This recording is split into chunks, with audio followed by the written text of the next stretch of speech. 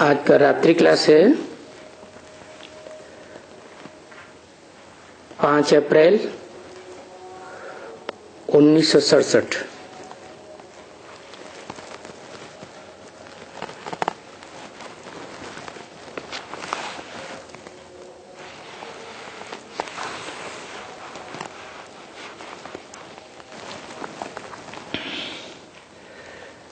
तो तुम बच्चे जानते हो कि अभी राम वो नहीं, कौन सा, त्रेता वाला राम उनको भी कह देते हैं। वास्तव में वो राम की बात नहीं है, क्योंकि वो तो 14 कला संपूर्ण है, 2 कलाएं कम हो गई। तो अभी कौन से राम की बात है? राम किसे कहा जाता है? राम का अर्थ क्या है? रम्यते योगिनो यस्मिन् इति राम। योगी लोग जिसमें रमण करते हैं, खुश होते हैं, ज्ञान रत्नों से खेल खेलते हैं,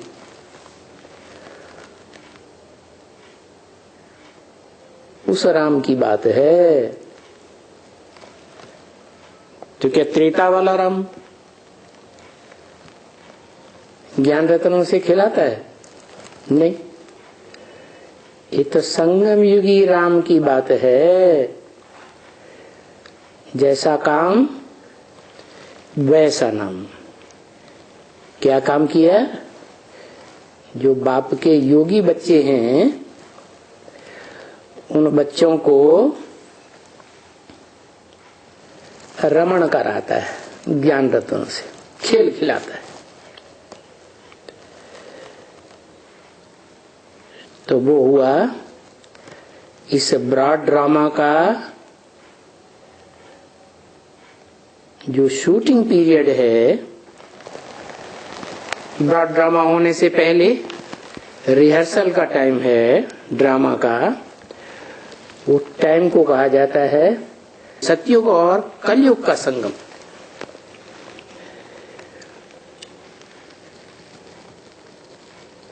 कलयुग का अंत और सतयुग का आदि। उस टाइम पर जो योगी बच्चों को ज्ञान में रमण कराने वाली आत्मा है, वो आत्मा है सभी आत्माओं का बाप, सुप्रीम सोल शिव। वो ही रमण कराता है, ज्ञान रत्नों से खेल खिलाता है। जिसमें प्रवेश करते हैं वो खेल खिलाने वाला है क्या है? वो तो पत्थर बुद्धि बन जाता है, वो क्या खेल खिलाएगा? तमो प्रधान बन गया। तो सदा सात्विक रहने वाली आत्मा शिव, वास्तव में उनका नाम कभी बदलता भी नहीं है। वो शिव ही उनकी बिंदी का नाम है, आत्मा का नाम है। और जितने भी नाम होते हैं वो शरीरधारियों के होते हैं। तो राम नाम भी कोई शरीरधारी है, आत्मा। जो त्रेता में 14 कला संपूर्ण राम थी, क्षत्रिय राजा राम, छात्र तेज वाला। देखो झाड़ के चित्र में, देखो ध्यान से, लक्ष्मी नारायण के रूप में छत्र छाया है नहीं। और राम के ऊपर देखो, झाड़ के चित्र में ध्यान से देखो, छत्र छाया है। इससे क्या साबित हुआ? जिसके ऊपर छत्र छाया है ऊंचे से ऊंचे बाप की, वो कौन हुआ? क्षत्रिय, छात्र तेज वाला। क्यों? क्षत्रियों का काम क्या होता है? हैं? मोस्टली राजाएं कौन से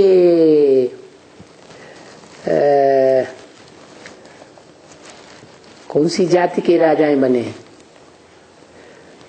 ब्राह्मण धर्म वाले राजाएं थोड़े ही बने हैं, क्षत्रिय ही राजाएं बने। क्यों? राजा वो बनते हैं जो युद्ध में जीत पाते हैं। हार जाए तो राजा थोड़ी बनेंगे। तो युद्ध करने वाले को क्षत्रिय कहा जाता है। कैसा युद्ध? युद्ध करते करते भाग जाने वाला नहीं। क्या? युद्ध करते करते भाग जाने वाला भी नहीं और शरीर छोड़ जाने वाला भी नहीं। युद्ध करते करते जीत पाने वाला। क्यों? उसकी सदा विजय होती है, जिसके ऊपर ऊंचे से ऊंचे बाप की छत्र छाया है। कौन है ऊंचे से ऊंचे बाप? आत्माओं का बाप, supreme soul, heavenly God father जिसे कहते हैं। परंतु क्रिश्चियंस तो जानते ही नहीं हैं कि निराकार ज्योति बिंदु हेवन की रचना करने वाला नहीं है। हेवन तो साकार है, साकार को रचने वाला साकार ही होगा ना। तो निराकार आत्माओं का बाप, आत्मा भी निराकार तो बाप भी निराकार। वो जब कोई साकार मनुष्य तन में प्रवेश करता है, ऐसी साकार आत्मा, मनुष्य आत्मा जो सारी मनुष्य सृष्टि का बाप है, बीज है, उसमें प्रवेश करके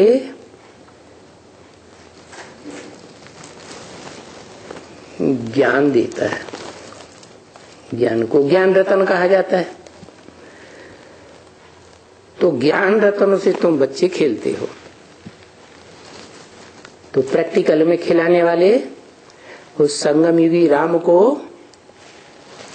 राम कहा जाता है।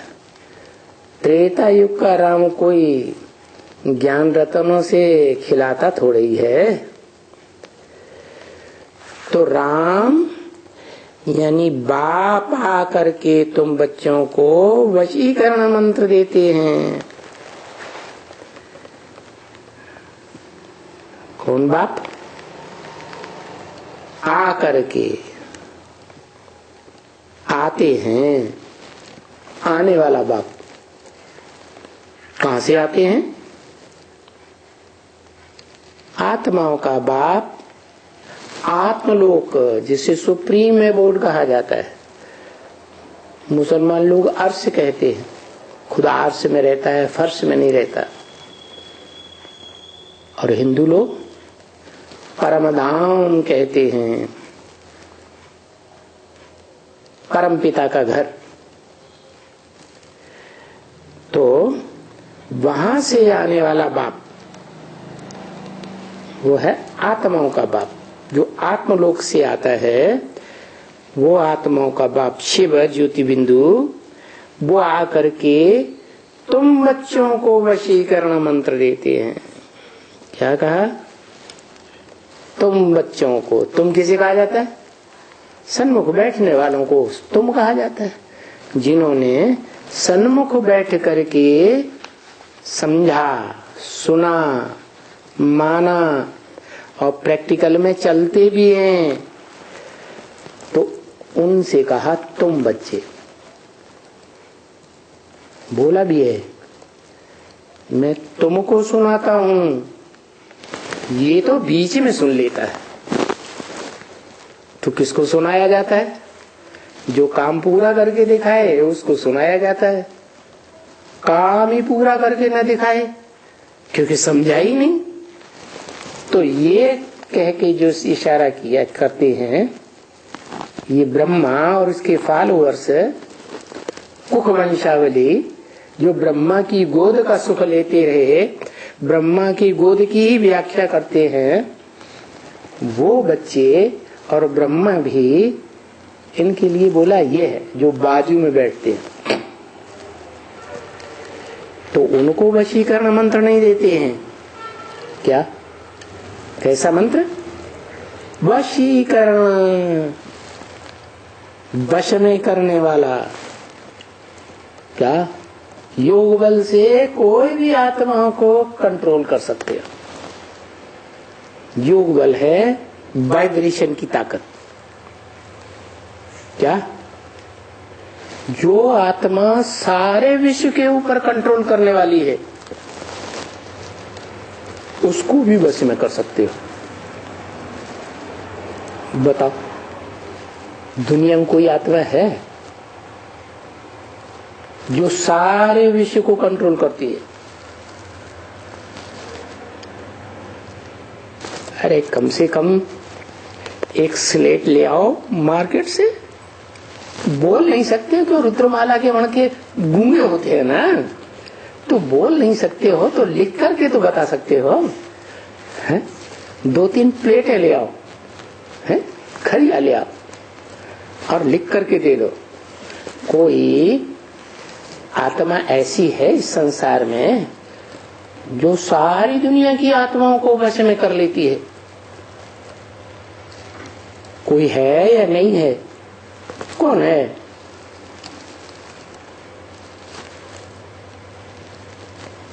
आदमी है कि औरत है? आदमी बड़ा होता है, औरत थोड़ी छोटी होती है। कौन है? बड़ा आदमी है या छोटा है? हाँ, पुरुष जितने होते हैं वो सब दुर्योधन दुशासन होते हैं।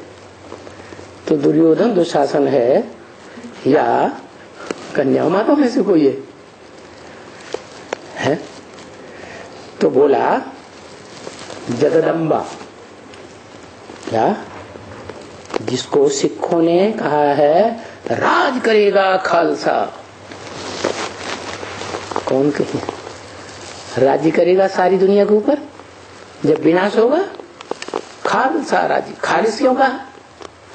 खालिस इसलिए कहा कि वो ही आत्मा है इस षष्ठी रूपी रंगमंच पर मनुष्य षष्ठी के बाप का बच्चा एकमात्र, जो सारी दुनिया की मनुष्य आत्माओं को कंट्रोल कर लेती है। तो फिर वो तो जगदम्बा के लिए बोला गया है। वैसे भी देखा जाए, अगर वसुधैव कुटुंबकम है तो बाप तो बीज रूप है, उसकी तो बात ही छोड़ो। बाकी पूरे परिवार को, सारे कुटुंब को कौन कंट्रोल करती है? माँ ही तो कंट्रोल करती है। तो वो जगदम्बा स्त्री है या पुरुष है? है? क्या है? स्त्री है। चोले से तो स्त्री है। फिर सिखों ने ऐसे क्यों कह दिया राज करेगा खालसा? खालसी कहना चाहिए, स्त्री कहना चाहिए। लेकिन सिख लोगों को भी ये ज्ञान हो जाता है कि इस मनुष्य सृष्टि में जब नई सृष्टि रची जाती है तो पहले पहले जो आत्मिक स्थिति में स्थित बच्चे होते हैं वो बाप के बच्चे हैं बड़े। उनको कहा जाता है रुद्राक्ष की माला। क्या? वो रुद्र की अक्ष माने आंखें हैं। सारे संसार का सारा समाचार महाविनाश के टाइम पर रुद्र को देते हैं। किस क्षेत्र में ऐसे हुआ, उस क्षेत्र में वैसे हुआ, उस क्षेत्र में वैसे, 10 दिशाओं का सारा हाल लेते हैं। तो उन बच्चों को कंट्रोल करने वाली आत्मा संगम युग के अंतिम टाइम पर भी 500-700 करोड़ मनुष्य आत्माओं को, जो बच्चे के रूप में हैं, मनुष्य सृष्टि के बाप के बच्चे, उन सबको वश में कर लेती है। ऐसा पक्का पक्का उसे वशीकरण मंत्र याद है। क्या मंत्र है? मंत्र है मुझे याद करो, मामेकम, मुझे एक को याद करो। अब एक को याद करो का मतलब क्या है? आत्माओं के बाप को याद करो, बिंदु को। अरे बिंदु बिंदु बिंदु बिंदु, चींटी की आत्मा, हाथी की आत्मा, मनुष्य की आत्मा, राक्षस की आत्मा, देवता की आत्मा, कौन सी आत्मा? कैसे पता चलेगा बिंदी आत्मा? कौन सी बिंदी को याद करें? इसलिए बताया कि वो सुप्रीम सोल ज्योति बिंदु जिस मुकर्रर साकार शरीर में प्रवेश करती है, क्या और कोई में मुकर्रर रूप से प्रवेश नहीं करती, टेम्परेरी प्रवेश करेगी, नंबर 1। लेकिन जिस रथ में मुकर्रर रूप से प्रवेश करती है, आदि से लेकर के अंत तक, उस रथ की बात है। वो रथ को ही भागीरथ कहा है शास्त्र में, भाग्यशाली रथ। कैसा रथ?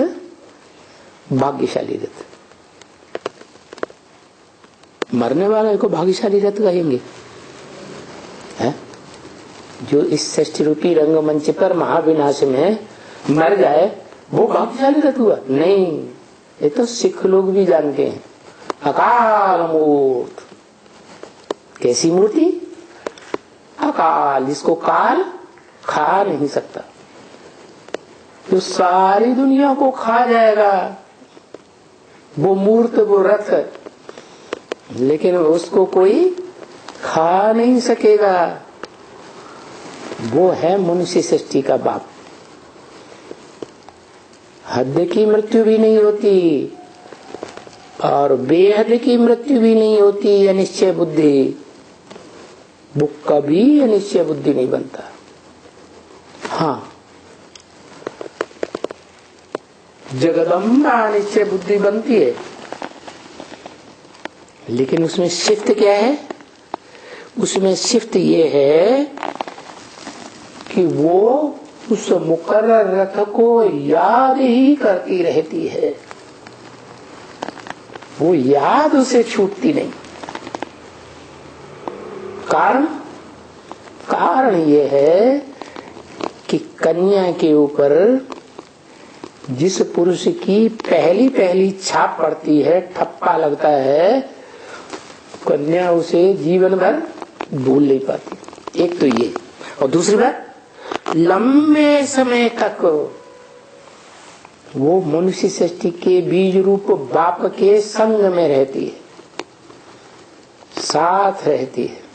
तो संग का रंग लगेगा कि नहीं लगेगा? और थोड़े बहुत समय, लंबे समय तक रहे वो भी नहीं, उससे ज्यादा लंबे समय का इंद्रियों का साथ, दृष्टि का साथ, ज्ञान इंद्रियों या कर्म इंद्रियों का साथ कोई भी नहीं निभा पाता।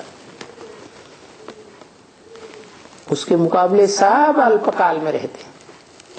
बुद्धि से भी नहीं कि मन बुद्धि से निभाए, क्योंकि शिव बाप कहते हैं ब्रह्मा के मुख से वेदवाणी में कि तुम मुझे बिंदु रूप में, सूक्ष्म रूप में नहीं याद कर सकते हो, कोई बात नहीं, क्या करो, मेरा जो बड़ा आकार रूप है जिसमें मैं प्रवेश करता हूं, उस लिंगों को याद करो। माने उसकी कर्मेंद्रियां याद ना है, लेकिन देह जरूर याद आए। तो बड़े रूप को याद करेंगे तो भी तुम बाप समान बन जाएंगे, क्योंकि इस दुनिया में मनुष्य सृष्टि के बाप से ऊंच पद पाना कोई हो ही नहीं सकता। मनुष्य सृष्टि का बाप ऊंच ते ऊंच है, उसके साकार स्वरूप को, जो अविनाशी स्वरूप है, जिसको काल ही नहीं खा सकता महाविनाश में, उस साकार स्वरूप को भी याद करेंगे तो भी तुम्हारे अंदर संग का रंग लगेगा या नहीं लगेगा? और सबसे जास्ती लगेगा कि कम लगेगा? है, सबसे जास्ती लगेगा। और ये भी बात है, साकार की छाप साधारण नहीं होती है। साकार में रसगुल्ला खाया होगा तो याद आएगा या नहीं आएगा? है, जरूर याद आएगा। देखो, जन्म जन्मांतर स्त्री साकार पति को याद करती है जीवन भर, तो अंत समय में कौन याद आता है? साकार याद आ जाता है। और साकार याद आ जाता है तो अंतमते सुगति हो जाती है। स्त्री को उस पुरुष का ही जन्म मिलता है। ऐसे ही पुरुष अपने जीवन में जिस स्त्री को बहुत याद करता है, चलो 2-4 स्त्रियां भी हो, कोई ने तो ज्यादा सुख दिया होगा, तो जिसको ज्यादा याद करता है वो अंत समय में याद आ जाए तो अंतमते सुगति स्त्री का चोला मिलता है। तो देखो, साकार को भी याद करने का कितना बड़ा महत्व। दूसरी बात, निराकार को याद करना कठिन है, निरंतर या सहज है? क्या है? कठिन है। और साकार को याद करना सहज, क्योंकि प्रैक्टिस पड़ी हुई है अनेक जन्मों में। तो देखो, उस निराकार को याद करके सिद्धि प्राप्त, सफलता प्राप्त करने वाली आत्माएं इस संसार में बहुत थोड़ी है। क्या?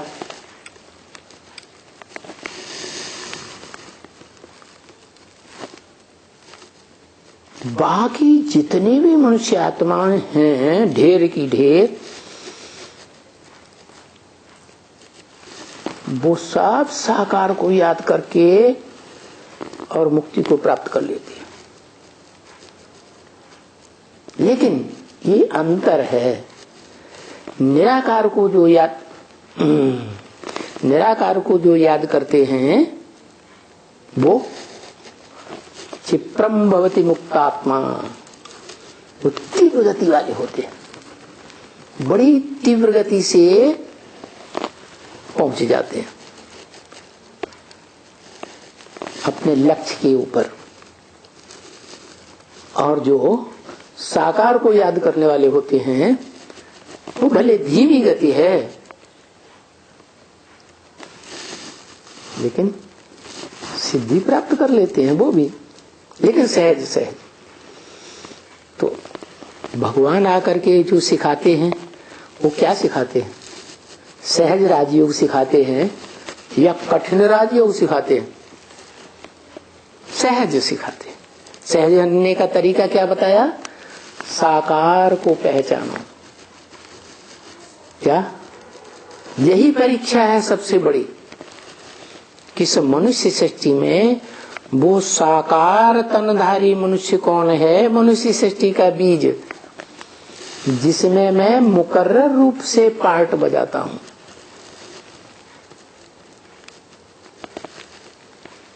डायरेक्टर बन के पार्ट बजाता हूं।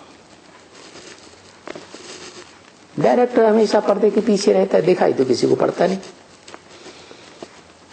हीरो, हीरोइन, एक्टर्स सब दिखाई पड़ते हैं, वो नहीं दिखाई पड़ता।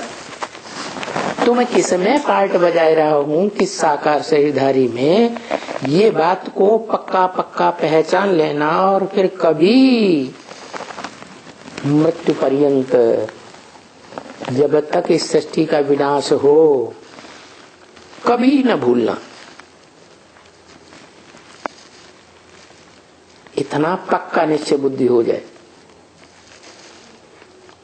तो ऐसी आत्माओं को साकार में निराकार याद करने से, साकार शरीरधारी में निराकार ज्योति बिंदु शिव को याद करने से बहुत सहज हो जाता है।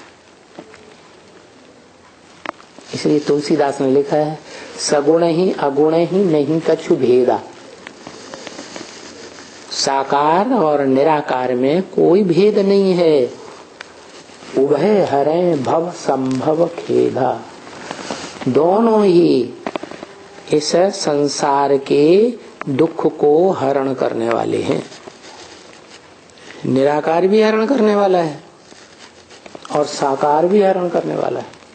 और निराकार साकार दोनों का कॉम्बिनेशन हो, जो हम ब्राह्मण लोग कहते भी हैं, बाप दादा कंबाइंड है। लेकिन ब्राह्मण समझ नहीं पाते हैं कौन से बाप दादा। देवभान में रहने वाले ब्राह्मण को वंशावली समझते हैं, रामकृष्ण शरीरधारियों को, लेकिन वो बात नहीं है। जो निराकार राम है और जो साकार राम वाली आत्मा त्रेता युग वाली भी है, जो संगम युग में मुकर्रर रथ का पार्ट बजाती है, दोनों ही आत्माएं एक टाइम ऐसा आता है कि निराकारी स्टेज वाली बन जाती है। शिव बाप कहते हैं, मैं तुम बच्चों को आप समान बना के जाऊंगा नंबरवार, तो कोई 100% भी तो बनता होगा। तो जो 100% निराकारी स्टेज में टिक जाता है, शिव बाप समान ही निराकार बन जाता है, उसकी संसार में शिवलिंग के रूप में पूजा होती है। क्या? किसकी पूजा होती है? क्या कहते हैं उसको? शिवलिंग। अरे जो ओरिजिनल शिव है सदा कल्याणकारी है, कभी अकल्याणकारी बनता ही नहीं। वो सदा निराकार रहने वाला सदा शिव है, या कोई और आत्मा है? कोई आत्मा है और इस संसार में जो सदा कल्याणकारी रहे? कोई नहीं। मनुष्य सृष्टि का बीज बाप भी नहीं, वो ही सारी सृष्टि का विनाश करा देता है। कल्याणकारी कहाँ हुआ? हाय हाय करके मरते हैं ढेर के ढेर, तो कल्याणकारी हुआ। लेकिन बताया है कि सदा कल्याणकारी बनकर के रहने वाला, पार्ट बजाने वाला किरदार आत्मा एक ही है, शिव। उसके नाम पर उसके काम पर उसका नाम शिव पड़ा। शिव माने कल्याणकारी। लेकिन शिव के समान एक आत्मा और भी है जो बन जाती है पुरुषार्थ करके।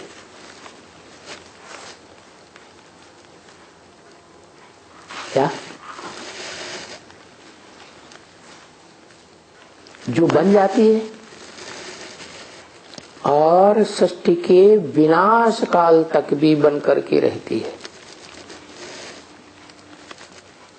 और 2500 वर्ष और भी निराकारी स्टेज में रहती है। उससे ज्यादा लंबे समय तक निराकारी स्टेज में कोई रह ही नहीं सकता। तो वो उस वशीकरण मंत्र को जो याद कहा जाता है, योग का मंत्र कहा जाता है, महामंत्र कहा जाता है, मन मना भव, मेरे मन में समा जा। वो कहने वाला शिव नहीं है। शिव को मन है? वो तो असोचता है, उसको मन है ही नहीं, तो कहेगा कैसे मेरे मन में समा जा? तो जिसमें प्रवेश करता है वो साकार मनुष्य सृष्टि का बाप कहता है मेरे मन में समा जा। वो मनन चिंतन मंथन करने वाला मन भी है। मनुष्य सृष्टि के बीच में क्षिप्र बुद्धि तो है ही, बहुत तीक्ष्ण गति वाला है। क्षिप्र माने तीक्ष्ण गति वाला। जैसे और धर्म पिताएं हैं, चाहे वो ब्रह्मा हो, इब्राहिम हो, बुद्ध हो, क्राइस्ट हो, कोई भी धर्म पिता हो, वो निराकार को याद करते हैं, साकार को याद करते हैं? तो निराकार को याद करते हैं, तो साकार को पहचान ही नहीं पाते। जो विधर्मी धर्म पिताओं में सबसे मुख्य सृष्टि के आदि वाला ब्रह्मा है, वो ही बाप को नहीं जान पाता बहुत लंबे समय तक। और दूसरे बाद में आने वाले कैसे जानेंगे? वो तो आते ही हैं आधा कल्प के बाद, इब्राहिम, बुद्ध, क्राइस्ट आदि। तो जब बाप को जानते ही नहीं है तो याद कैसे करेंगे? न निराकार को सही तरीके से पहचान पाते, न साकार को पहचान पाते। और यहाँ तो साकार निराकार का कॉम्बिनेशन है दोनों ही आत्माएं। एक है आत्माओं का बाप और दूसरा है साकार मनुष्य आत्माओं का बाप। दोनों आत्माएं हैं, लेकिन एक बाप के रूप में और दूसरा किस संबंध में? आत्माओं के बीच। उसको क्या कहा जाए? 500 करोड़ आत्माओं का के बीच में, वो आत्माओं के बीच में शिव बाप का बड़ा बच्चा है ना, है या नहीं है? तो जो बड़ा बच्चा है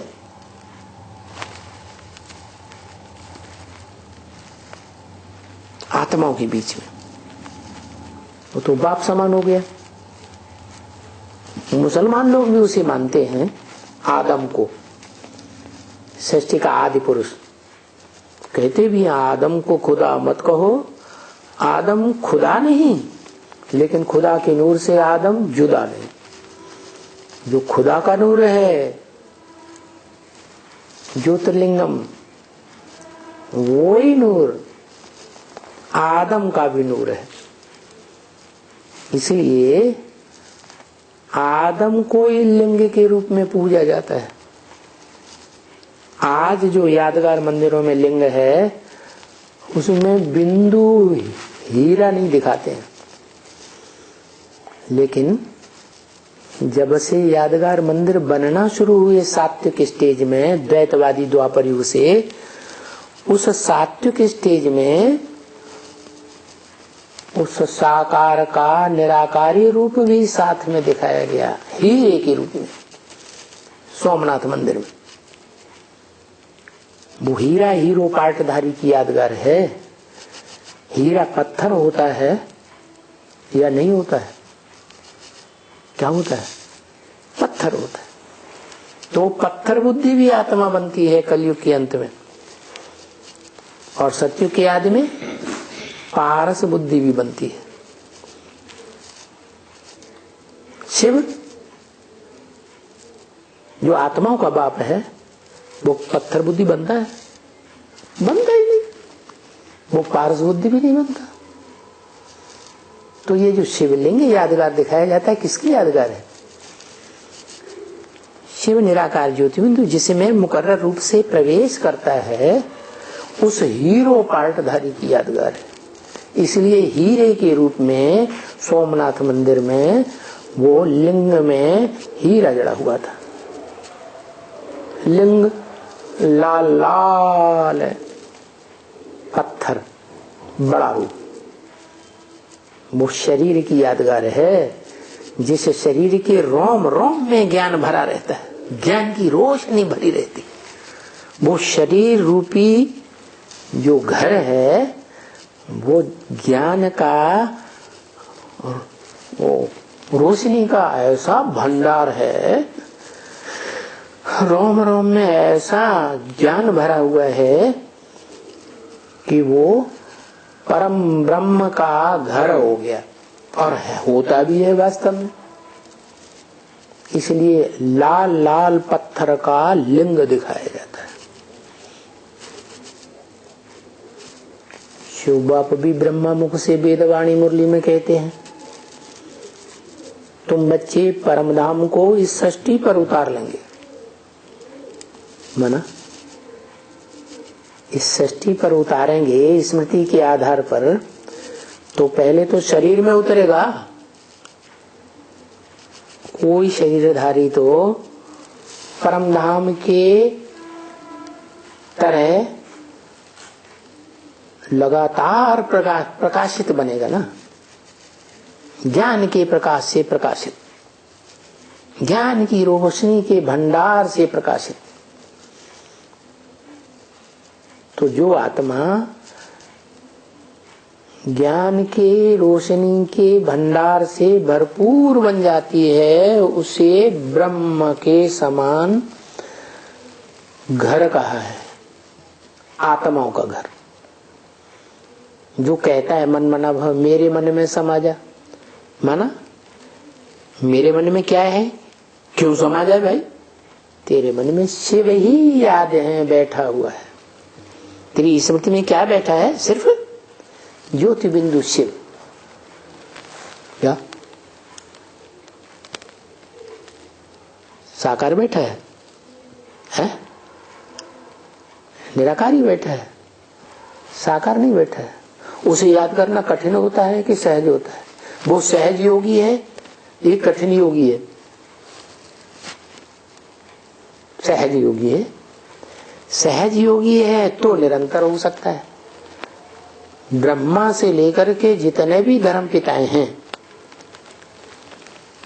वो सब कठिन योगी। इसे बहुत लंबा टाइम लगता है। नंबर बार कठिन हो जाता है उनको, हठपूर्वक याद करते हैं, खींच खींच के याद करते हैं। तो जिसको सहज होता है उसकी याद भी निरंतर हो जाती है। निरंतर माने सिर्फ 8 घंटे की रहेगी, बाकी 16 घंटे का अंतर पड़ेगा या नहीं पड़ेगा? अरे ऐसे ऐसे है, ऐसे कुछ तो करो। गूंगे बच्चों रुद्रमाला के माँ के है?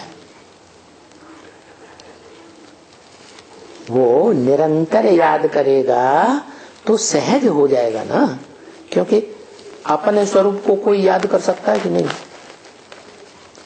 अपने चेहरे को कोई शरीर को याद कर सकता है या नहीं? याद नहीं कर सकता। लेकिन शीशे में देख के, शीशे में देख ले तो फिर याद आएगा नहीं? याद आएगा ना। तो वो साकार स्वरूप में निराकार को याद भी कर सकता है।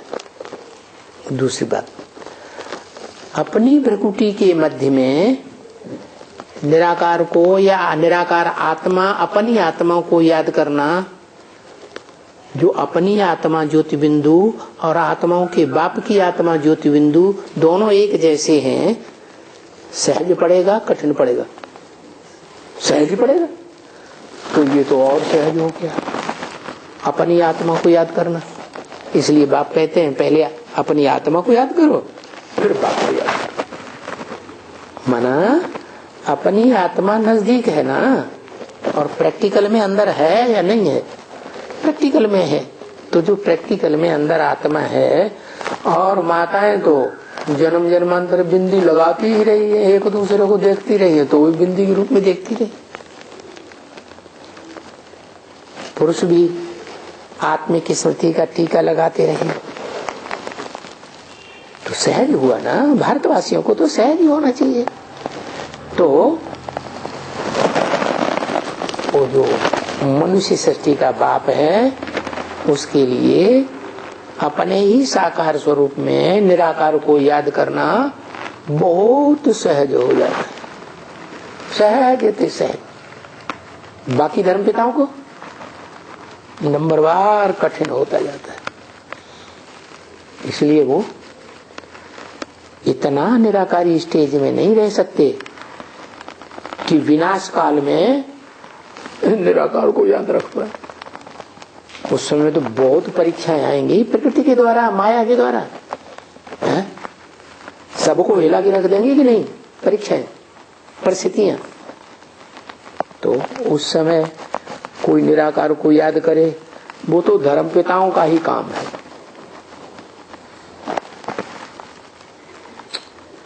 वो धर्म पिताएं जो मुख्य मुख्य हैं, जैसे ब्रह्मा चंद्रवंशियों का बाप, इब्राहिम इस्लाम धर्म का बाप, बुद्ध बौद्धियों का बाप, क्राइस्ट क्रिश्चियंस का बाप, और उनके सहयोगी धर्म पिताएं भी आते हैं बाद में, वो भी नंबरवार है। तो वो सर्व धर्म पिताएं बड़े बड़े हठ योगी, मारी ईर्ष्या के उस साकार को मानते ही नहीं और कहते हैं वो याद कर सकता है तो हम निराकार को याद क्यों नहीं कर सकते? नहीं मानेंगे, नहीं मानेंगे, नहीं मानेंगे, और वो हट कर लेते हैं। तो क्या होता है, उनकी हट भी पूरी होती है। निराकार को याद करने से वो तीव्र गति से चढ़ते हैं ऊंची स्टेज में, लेकिन बहुत ऊंचे नहीं जा सकते, नंबरवार ऊंचाई तक पहुंचते हैं और नंबरवार धर्म पिताएं बन जाते हैं। माना पूरी 500 करोड़ की सृष्टि, 700, 800, 750 करोड़ की मनुष्य सृष्टि, उनको अपना बाप नहीं मान पाते। वो तो सिर्फ एक ही मनुष्य आत्मा है जो सारी मनुष्य सृष्टि का बीज है। आदम, एडम, आदिदेव, शंकर, महादेव, वो एक ही आत्मा है जिसको सारी मनुष्य सृष्टि अंत में भगवान बाप का साकार स्वरूप समझ लेती है और उसे याद करती है और मुक्त हो जाती है। तो सारी सृष्टि के लिए सहज और धर्म पिताओं के लिए कठिन हो जाता है। तो बताया कि निराकार बाप शिव आत्मलोक से आकर के तुम बच्चों को जो सन्मुख बैठे हुए हैं, रुद्रमाला के रुद्रवत्स, जो रुद्र ज्ञान यज्ञ की शुरुआत करता है 36-37 में, आदि में सो अंत में भी रौद्र रूप धारण करके सारी मनुष्य सृष्टि का अंत कर देता है। सारी दुनिया इस रुद्र ज्ञान यज्ञ में स्वाहा हो जाती है। ऐसा रुद्र तुम बच्चों को वशीकरण मंत्र देता है। क्या क्या वशीकरण मंत्र? मन मना भव, मेरे मन में समाया। कौन आत्मा कहती है? ऊपर वाली कहती है, उसको मन है बापट्ठे। जो सदैव ऊंची स्टेज में रहने वाला शिव है, उसको तो मन है ही नहीं। कौन कहता है? नीचे वाला, जिसमें वो प्रवेश करता है, जो सबसे नीचे चला जाता है, डूब डूब के एकदम पाताल लोक में चला जाता है। पातालियों का कहते हैं, असुरों का स्थान पाताल में, वो पातालियों का भी बाप बन जाता है। एकदम नीचे से नीचे बनता है मनुष्य सृष्टि में। नीचे से ऊंचा भी बनता और नीचे से नीचे भी बनता, नीचों का भी बाप और ऊंचे देवताओं का भी बाप। उसमें उस मनुष्य आत्मा में शिव बाप आकर के तुम रुद्र भक्तों को, रुद्रगणों को, जो कोई लूले हैं, कोई लंगड़े हैं, कोई काने हैं, कोई बीचे हैं, कोई मुखहीन विपुल मुख का हो, ऐसे बच्चों को वशीकरण मंत्र देते हैं कि दुनिया में तुम जिसे चाहो उसे वश में कर सकते हो।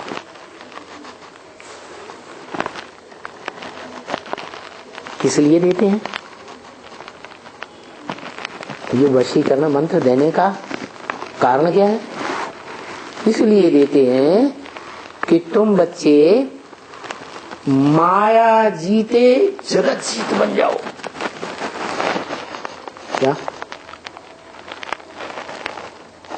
जितना वशीकरण मंत्र का उपयोग करेंगे योग बल के आधार पर, जो तुम्हें वशीकरण मंत्र मिलता है, तो तुम माया को जीत सकते हो। पूरा नहीं जीतेंगे, नंबर वार थोड़ा बहुत तो जीतेंगे, नहीं जीतेंगे, जीतेंगे। तो जितना माया को जीतेंगे उतने जगत जीत बन जाएगा। जैसे 8 दिग्पाल माने गए हिंदू शास्त्रों में कि वो 8 दिशाओं को जीत लेते हैं नंबरवार। कोई उत्तर दिशा का, कोई दक्षिण दिशा का, कोई पूर्व दिशा का, कोई पश्चिम दिशा का। उन 4 दिशाओं के कोण में भी 4 बैठे हुए हैं। क्या कहा? तो ऊपर वाला भी और फिर नीचे वाला भी अलग है। तो 10 दिशाओं को कंट्रोल करने वाले हैं, वो नंबरवार हैं। तो बता दिया किस लिए वशीकरण मंत्र देते हैं कि तुम क्या करो, जगत जीत बन सकते हो। सारे जगत को जीतने वाले क्या बन सकते हो? जगन्नाथ बन सकते हो। बन सकते हो कि नहीं है? और कुमारों को तो खास बोला है। क्या बोला है? कुमार जो चाहे किसको कर सकते हैं। सारी दुनिया को सारे जगत को जीतना चाहें तो जगत को भी जीत सकते हैं। जगदम्बा को जीत सकते हैं। हाँ, क्यों? जो चाहे सो कर सकते हो, तो क्या नहीं कर सकते? सबको जीत सकते। काहे से? वशीकरण मंत्र से। माया जीते जगत जीते। क्या? माया बड़ी बुद्धिशाली है, शक्तिशाली नहीं है। दुनिया में सबसे जास्ती शक्तिशाली है जगदम्बा। क्या?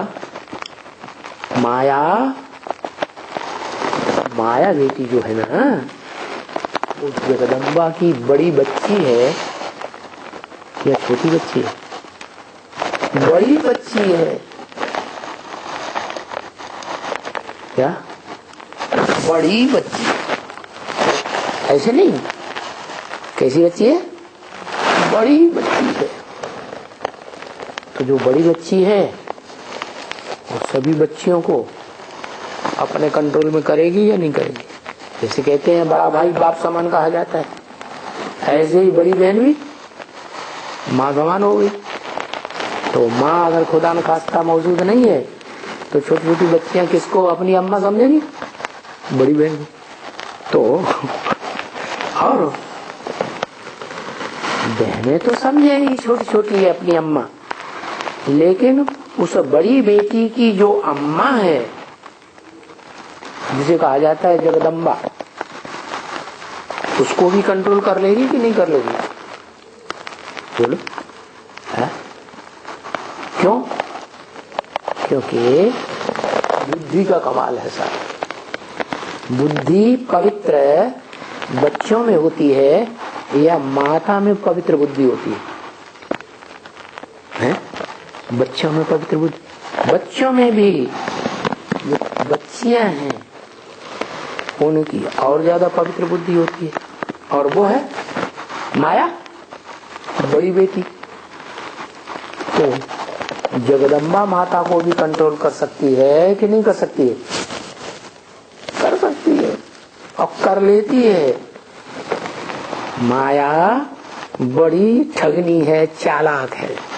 देखती है कि मैं माया बेटी तो हूँ, मेरे अंदर 5 विकारों की माया तो भरी हुई है, मैं अपने को रोक नहीं पाती, इसलिए बाप के ऊपर भी माया फैलाती है। क्या बनती है, क्या बन जाती है, कैसी माया फैलाती है?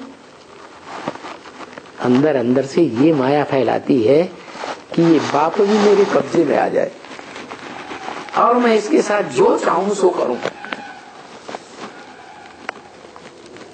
ऐसी माया बेटियां होती है कि नहीं दुनिया में? होती है।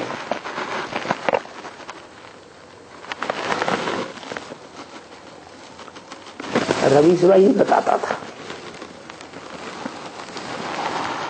कि ग्रीन पार्क में एक ऐसा बुड्ढा है जिसकी 2 लड़कियां, उनकी शादी उसने नहीं की और वो लड़कियां बड़े प्यार से उस बुड्ढे के साथ रहती हैं।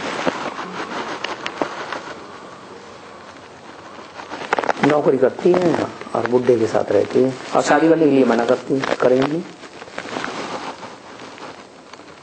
तो माया बेटियां हुई भी नहीं, बोलो बेटी।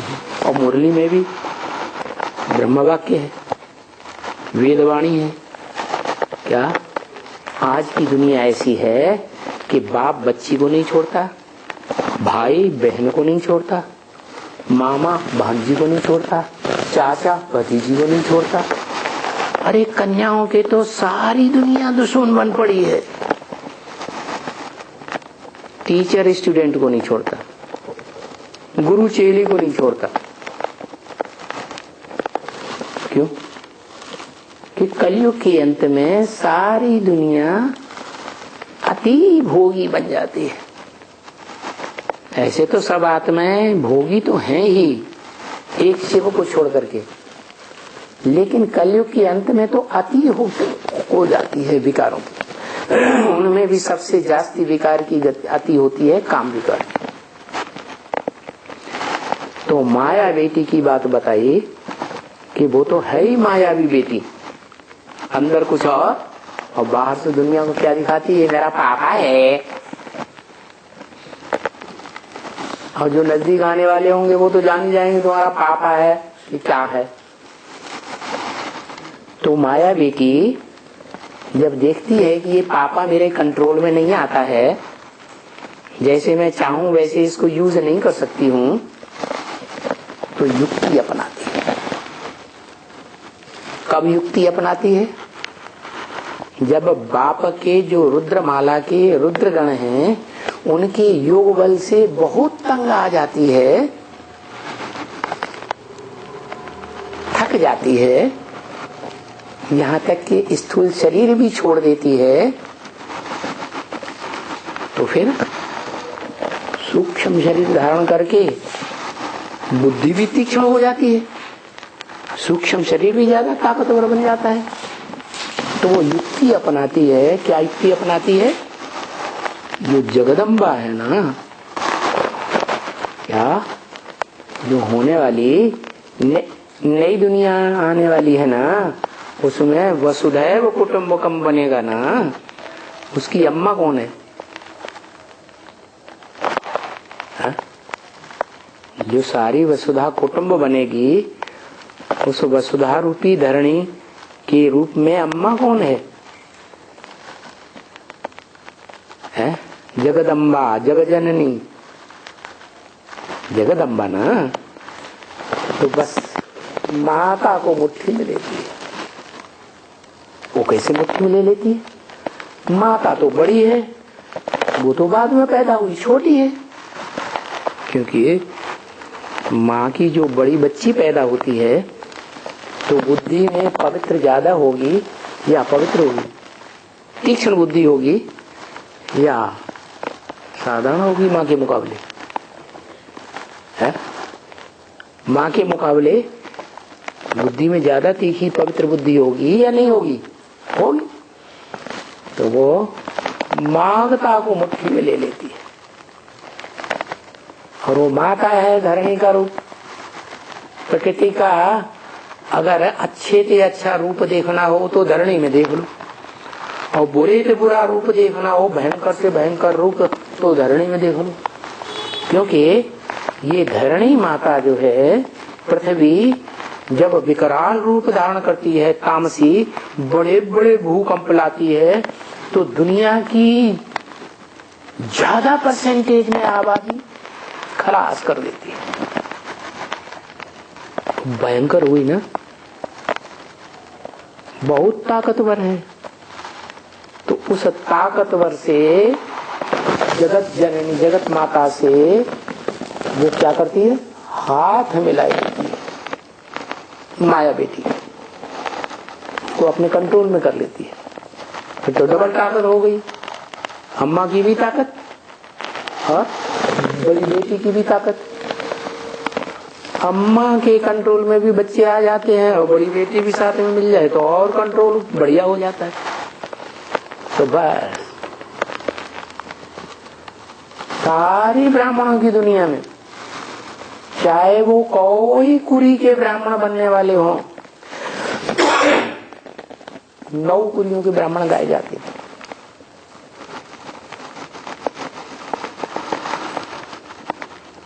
जो ब्राह्मण द्वापर युग से कंट्रोल में आ जाते हैं, द्वैतवादी धर्म पिताओं के कंट्रोल, संघ के रंग में आ जाते हैं, एक को छोड़कर। जो बाप है वसुधैव कुटुंबकम का, उससे तो लड़ाई है उसकी, वो उसके कंट्रोल में नहीं आता। तो क्या करती है, खूब लड़ाई लड़ती है, खूब आक्रमण करती है। तो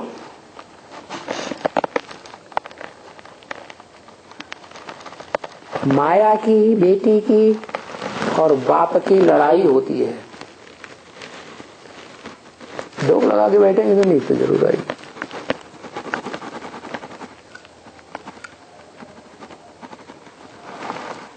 क्या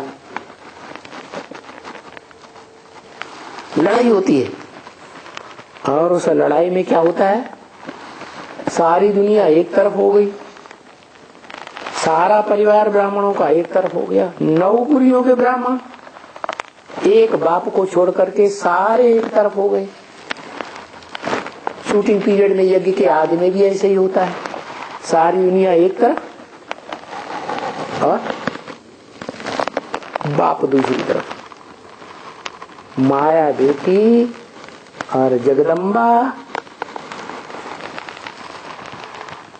सब बच्चे, चाहे वो कोई कुरी के ब्राह्मण हो, सारे एक तरफ चले जाते हैं।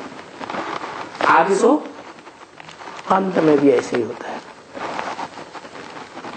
जब परम ब्रह्म आदि ब्रह्मा की 100 साल की आयु 76 में पूरी होती है, तो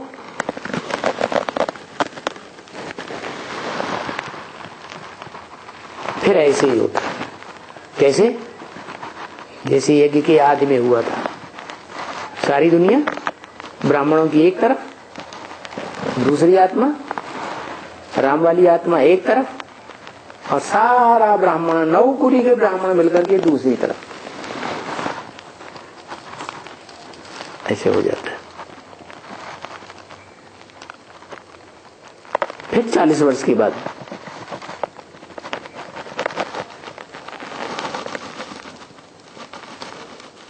इसके लिए बोला 40-50 वर्ष में तुम बच्चे तमो प्रधान से सतो प्रधान बनते हैं। तो 76 से लेकर के 2016-17 के अंत तक फिर ऐसे ही हो जाता है।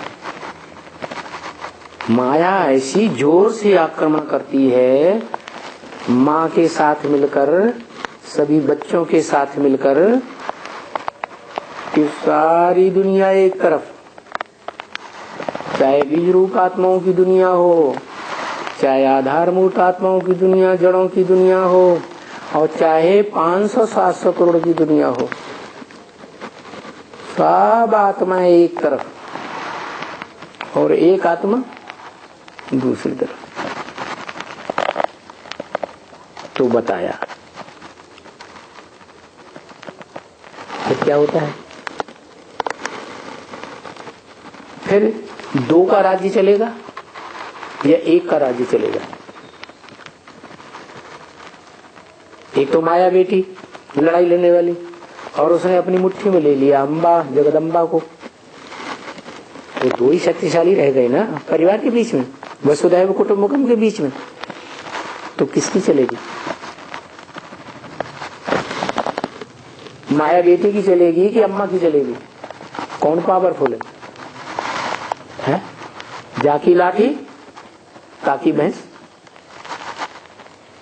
जिसके हाथ में हिंसा करने की शक्ति ज्यादा होगी वो ही बचेगा, हिंसक ही बचेंगे। तो कौन बचती है दोनों के बीच में कंट्रोलर? जगदम्बा या माया बेटी है? माया बेटी तो विकारों का आक्रमण करती है, और जो प्रकृति रूपी धरणी है वो कौन सा आक्रमण करेगी? बड़े बड़े भूकंप लाती है। तो माया बेटी भी उसमें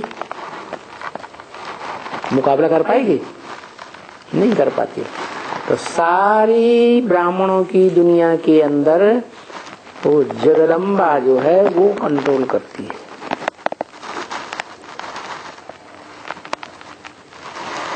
तो माया जीते जगत जीत। पहला जगत जीत तो बाप को, और दूसरा जगत जीत कौन? जगदम्बा। तो गोया मन को वशीकरण से माया जीत। मन के संकल्पों को अगर कंट्रोल कर लिया एक बाप की याद में, तो क्या होता है? माया को जीत लेते हैं और रावण जीत बनेंगे। माया को जीत लिया तो माया का जो पति है रावण वो भी जीत ले। तो कोई बड़ी बात नहीं है, क्योंकि 10 सिर मिलकर के रावण का रूप बनते हैं। 5 विकार जरूर दुनिया में कोई 5 विकारी होंगे, देहभानी होंगे, बड़े बड़े, क्या? कामी, क्रोधी, लोभी, क्या? और देह अहंकारी, 4 ही है। रावण के सिर पर गदा दिखाया जाता है, देह अभिमान की धूल में मिट्टी में लौट जाता है घड़ी घड़ी। दूसरा कामी, तीसरा क्रोधी, और फिर लोभी। तो रावण जीते जगत जीत, माया जीते जगत जीत। सो इस बात की प्रैक्टिस तुम कर रही हो। तुम किससे कहा कि एक की याद में रह करके तुम सारी दुनिया को जीतने की प्रैक्टिस कर रही हो? कौन कहा? किससे कहा? बाप ने किससे कहा है? तुम कर रही हो। कोई स्त्री से कहा कि कोई पुरुष से कहा है? फीमेल है ना। फीमेल होते हुए भी रुद्रमाला का मणका है या नहीं है? जगदम्बा से कहा। ओम शांति। रामकृष्ण परमहंस गुरु है और विवेकानंद उसका चेला है, और बेहद में परमहंस है शिव। उससे बड़ा कोई हंस है नहीं, क्या? और राम वाली आत्मा है। राम वाली असली आत्मा तो वो है संगम युगी। रम्यते योगिनो यस्मिन् इति राम, जिसमें योगी लोग रमण करते हैं वो राम है, वो तो शिव हो गया। और वो जिसमें प्रवेश करता है वो हो गया त्रेतायुगी राम, मनुष्य सृष्टि का बीज। वो हो गए दोनों रामकृष्ण परमहंस। लेकिन कृष्ण शब्द जुड़ा हुआ है इसलिए ब्रह्मा बाबा इधर आ गए। तो वो राम और वो कृष्ण, उसमें वो बैठा हुआ परमहंस। ब्रह्मा बाबा भी परमहंस का पार्ट बजाया प्रैक्टिकल में। विष नहीं पिया, भले बच्चों को गोद में खिलाया लेकिन विष नहीं पिया, तो रामकृष्ण हो गया ना, परमहंस हो गया ना। और विवेकानंद माने विवेक माने ज्ञान में आनंद लेने वाला, वो राम वाली आत्मा दोबारा जन्म लेके फिर विवेकानंद बन गई। कपिल मुनि जी महाराज सांख्य शास्त्र प्रणेता, पहले यह बनता है फिर तुम बनते हो। पहले यह बनता है माने ब्रह्मा बाबा, पहले 16 कला संपूर्ण बनता है, उसका बाप बाद में बनता है। 16 कला कहाँ बनता है? देवता तो बनता नहीं, 16 कला तो कलातीत रहता है, वो भी नहीं रहता, उसमें प्रवेश करने वाला रहता है कलातीत, वो तो विश्व पाई है। 16 कला संपूर्ण देवता कैसे?